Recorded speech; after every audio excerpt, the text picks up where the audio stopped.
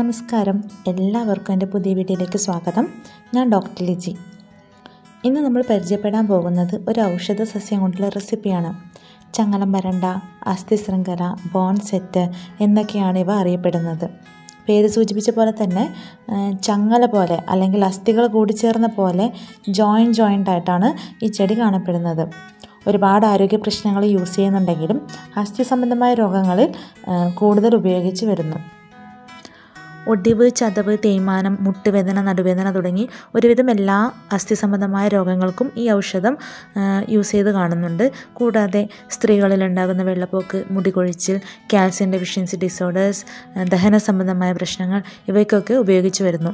ചങ്ങലംപരണ്ടയുടെ കൂടുതൽ ഔഷധ ഗുണങ്ങൾ, അതിൻ്റെ ഉപയോഗ രീതികളൊക്കെ മറ്റൊരു വീഡിയോയിൽ കൂടി ഞാൻ പറഞ്ഞു തരുന്നതായിരിക്കും. ഇവിടെ നമുക്ക് ഈ ഔഷധം വെച്ച് എങ്ങനെയാണ് ഒരു കറി ഉണ്ടാക്കുന്നതെന്ന് നോക്കാം.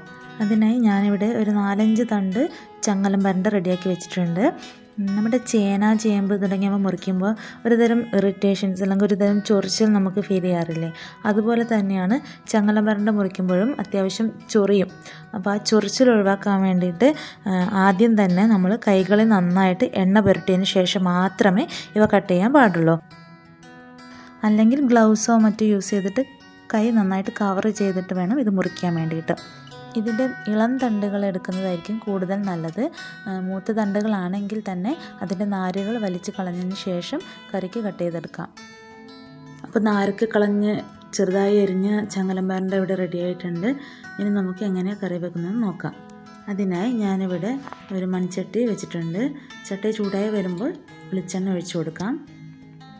പ്രത്യേകം ശ്രദ്ധിക്കേണ്ട ഒരു കാര്യമാണ്, നന്നായി എണ്ണയിലോ നെയ്യിലോ വാട്ടിയിട്ട് മാത്രമേ ചങ്ങലംപരണ്ട കറി വെക്കാൻ പാടുള്ളൂ. ഇല്ലെങ്കിൽ ഇത് കഴിക്കുമ്പോൾ നന്നായി ചൊറിയുന്നതായിരിക്കും. അതിൻ്റെ പച്ചനിറമൊക്കെ മാറി നന്നായി വഴണ്ട് വരണം. അതിലേക്ക് ഒരല്പം ഉപ്പും മഞ്ഞളും ചേർത്ത് വഴറ്റിയെടുക്കാം.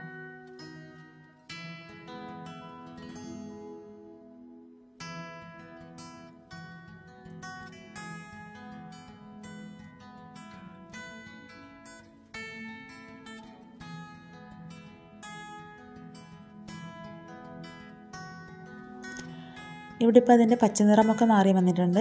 അല്പം കൂടെ വഴറ്റിയതിന് ശേഷം നമുക്കതൊരു ബൗളിലേക്ക് മാറ്റാം.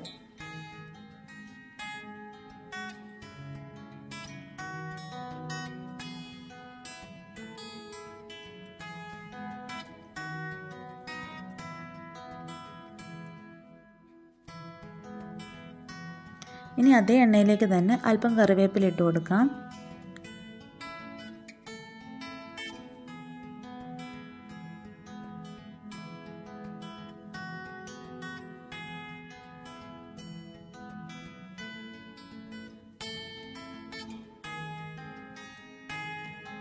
ശേഷം അതിലേക്ക് ചെറുതായി എരിഞ്ഞു വെച്ച ഉള്ളി ചേർത്ത് കൊടുക്കാം. കുഞ്ഞുള്ളിയാണെങ്കിൽ ഏറ്റവും നല്ലത്. ഞാനിവിടെ സവാളയാണ് എടുത്തിരിക്കുന്നത്. അതല്പം ചേർത്ത് കൊടുക്കാം.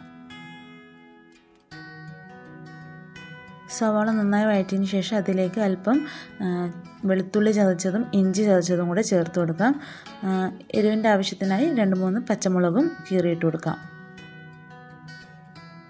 ഇവ നന്നായി വഴറ്റി പച്ചമണം മാറുന്ന സമയത്ത് നമുക്കതിലേക്ക് മസാലകൾ ചേർക്കാം. ഞാനിവിടെ ഒരു 1/2 സ്പൂൺ മഞ്ഞൾപ്പൊടിയും ഒരു 1/2 സ്പൂൺ മുളക് പൊടിയും 1 സ്പൂൺ മല്ലിപ്പൊടിയുമാണ് ചേർക്കുന്നത്.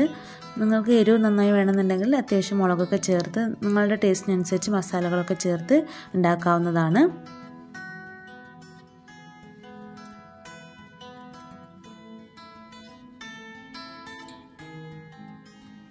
ആവശ്യത്തിനുള്ള ഉപ്പും കൂടി ചേർത്ത് കൊടുക്കാം. ശേഷം അതിലേക്ക് ഒരു തക്കാളി ചെറുതായി അരിഞ്ഞത് ഇട്ട് കൊടുക്കാം.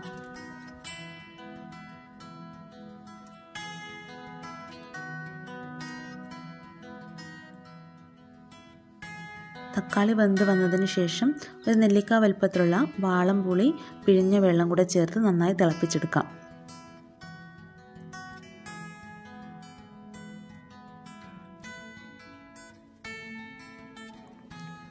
നന്നായി വഴറ്റി വന്നിട്ടുണ്ട്. ഇനി നമുക്ക് ഇതിലേക്ക് നമ്മുടെ നേരത്തെ റെഡിയാക്കി വെച്ച ചങ്ങലംപരണ്ട ചേർത്ത് കൊടുക്കാം.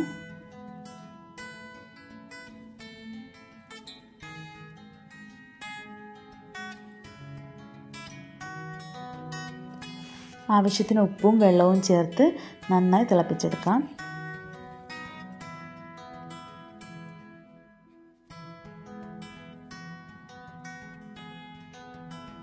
നന്നായി തിളച്ച് കഷ്ണങ്ങളൊക്കെ നന്നായി വേവിച്ചെടുക്കണം.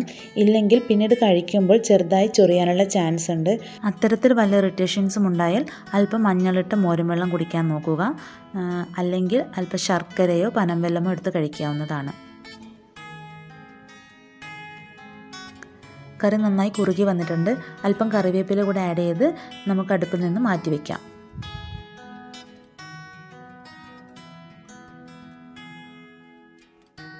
നമ്മുടെ കറി ഇവിടെ റെഡി ആയിട്ടുണ്ട്. നിങ്ങളുടെ വീട്ടിൽ ചങ്ങലം പരണ്ട ഉണ്ടെങ്കിൽ എന്തായാലും ഈ കറി ഒന്ന് വെച്ച് നോക്കണം. പ്രത്യേകിച്ച് ഒരു 50 വയസ്സിന് മുകളിലുള്ളവർ, അതായത് തേയ്മാനത്തിൻ്റെ ബുദ്ധിമുട്ടുകൾ അനുഭവിക്കുന്നവർ, നടുവേദന, മുട്ടുവേദന തുടങ്ങി പ്രശ്നങ്ങളുള്ളവർക്കൊക്കെ ഇത് ആഴ്ചയിൽ 1-2 പ്രാവശ്യമൊക്കെ ആക്കി കഴിക്കുന്നത് വളരെ നല്ലതായിരിക്കും. നമ്മുടെ വീട്ടിൽ പല ചെടികൾ ഉണ്ടായിട്ടും കൂടി അതെങ്ങനെ യൂസ് ചെയ്യണമെന്ന് അറിയാത്തവരായിരിക്കും മിക്കവരും. അങ്ങനെയുള്ളവരിലേക്ക് ഈ വീഡിയോ എത്തിച്ചു കൊടുക്കാം. ഇത് ഇഷ്ടപ്പെടുവാണെങ്കിൽ ലൈക്ക് ആൻഡ് ഷെയർ ചെയ്യാൻ മറക്കല്ലേ. Thanks for watching.